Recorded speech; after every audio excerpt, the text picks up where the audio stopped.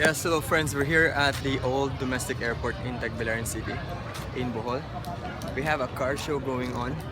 Tomorrow is the drag race.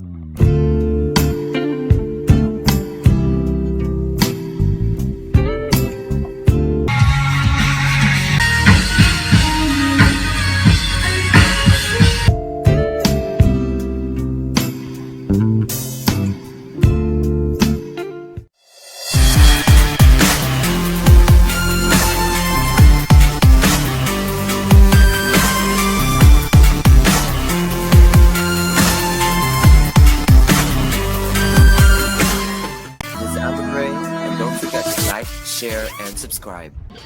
So this is modified, no? Kuha siya katuning old nga jeep. Old jeep. So unsa may mga kuha na niya features? Kuan ka na 4-wheel drive, 4-wheel max. Ha? Upper-wheel max. Oy, kya!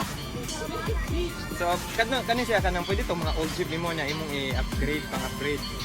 So unang i-upgrade nimo ni is Kuan, ligid. ang ligid niya. Ligid niya. Up. Kaning per ligid ane pila pod? 9.5. 9.5. So roughly 40,000 for the upat ka ligid, no? 4-wheel. Tapos ang ihang makina, 40R5 ang makina. ha? 40R5. 40R5. Ipulihan. Nga po. Urig.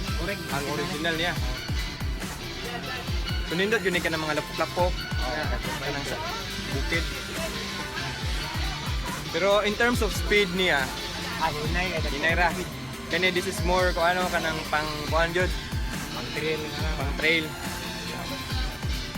Pero kani mga pusog ng uban kani. Sipak na. Okay. Pila yung total weight ano niya? Kaibaw ka.